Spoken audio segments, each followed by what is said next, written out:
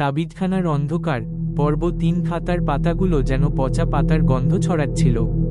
রং কাঁচাপাকা হলুদ, আর কালি যেন রক্তে লেখা।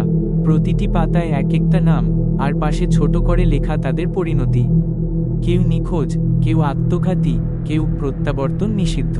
খাতার শেষে ফাঁকা নামের পাশে ছিল একটা কালি মাখা আঙুলের ছাপ, আর পাশে লেখা, নব আগন্তুক, ইতিমধ্যেই সংযুক্ত। আমার শ্বাস রুদ্ধ হয়ে এল। এটা কি আমার কথা বলা হচ্ছে? আমি তো এই খাতা খুলেছি, আমি তো তাবিজটা হাতে নিয়েছি। তাহলে কি আমার আত্মাও এখন এই খাতায় ঢুকে গেছে? হঠাৎ পেছনে থেকে দরজায় একটা টোকা দিল কেউ, টক টক টক। আমি ঘুরে তাকালাম, কেউ নেই, কিন্তু দরজার ফাঁকে ঢুকে এল এক চিরকুট। নাম খাতায় থাকলে দেহে থাকা বৃথা। তোকে শিখতে হবে মুক্তির রীতি। খাতার মাঝামাঝি একটা পাতায় লেখা ছিল না কিছুই, শুধু একটা ছায়া। যেন কেউ কালি লাগানো আঙুল দিয়ে কোনো একটা অদৃশ্য চিহ্ন এঁকেছে। আমি সেই পাতাটাকে আলোর সামনে ধরতেই একটা কিছু ভেসে উঠল। পাতাটিতে লিখা, তাবিজখানা, সূচনা 1971, হাকিম শরাফত আলী। মাথায় বিদ্যুৎ খেলে গেল। এই নামটা আমি আগে শুনেছি। একদিন এলাকার এক বৃদ্ধ লোক বলেছিলেন, শরাফত আলী ছিল একজন কবিরাজ, যার তৈরি তাবিজে সাফল্য নয়, আত্মা বাধা থাকত। সে নিজে নাকি অমর হওয়ার জন্য একটা বিশেষ আচার শুরু করেছিল, যেটা সম্পূর্ণ করার আগেই সে অদৃশ্য হয়ে যায়। তাহলে কি এই আলমারিটা সেই শরাফত আলীর তৈরি? আর এই খাতায় কি তার সেই আত্মাবদ্ধ তালিকা?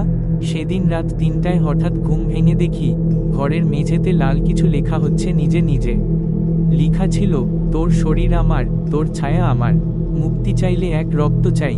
আরেকটা লাইন নিচে জলজল করছিল, আগামী পূর্ণিমায় নাম নিবন্ধন স্থায়ী হবে, পূর্বপুরুষদের অভিশাপ আমার ওপর পড়তে যাচ্ছে। আমি সেই রাত্রেই খাতাটা নিয়ে আবার খুঁজে বের করলাম মায়ের পুরনো বাক্স। সেখানে একটা পুরনো চিঠি পেয়েছিলাম, যা আমার দাদু তার মাকে লিখেছিলেন। তাতে লেখা ছিল, ঘরের পশ্চিমে রাখা আলমারিটা নাড়িও না, তার ভেতর আছে তাবিজের খাতা। শরাফত আলী একবার আমার বোন রাশিদাকে দেখেছিল, তারপর সে তাবিজ বানানোর নামে ওকে ডাকত। শেষবারের মতো বলছি, এই আলমারি খুললেই খাতা তোমার নাম লিখে নেবে। তারপর মুক্তি নেই, শুধু মৃত্যু নয়, আত্মার কারাদণ্ড। পরদিন ঘরে ঢুকেই টের পেলাম, ঘরে কেউ আছে। হয়তো না দেখা কেউ। ঘরের বাতাস ভারী, যেন কেউ দীর্ঘ সময় ধরে একই জায়গায় দাঁড়িয়েছিল। আলমারির দরজা আধখোলা, আর তার সামনে বসে থাকা একটা পুতুল, যার চোখে লাল সুতো গাঁথা। আমার মনে হচ্ছিল, পুতুলটা আমার দিকে তাকিয়ে আছে।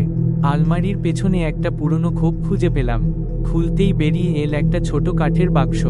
ভেতরে কয়েকটা তাবিজ, আর এক টুকরো চামড়ার খণ্ডে লেখা, যদি খাতা তোমার নাম নেয়, তবু মুক্তি সম্ভব।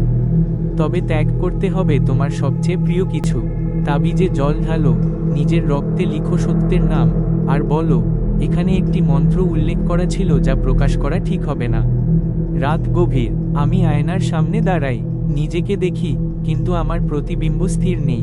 আমি মাথা নাড়াই না, অথচ আমার প্রতিবিম্ব ধীরে ধীরে হাসে। তার ঠোঁট নড়ে, অথচ আমার না। সে অস্পষ্ট ও কর্কশ গলায় বলল, তুই তো আগেই লিখে দিয়েছিস তোর নাম। এখন পালাবি কোথায়?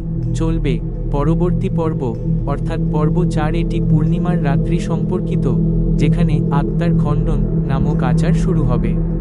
আপনি জানতে পারবেন কিভাবে তাবিজ তৈরি হতো, আর কে ছিল শরাফত আলী।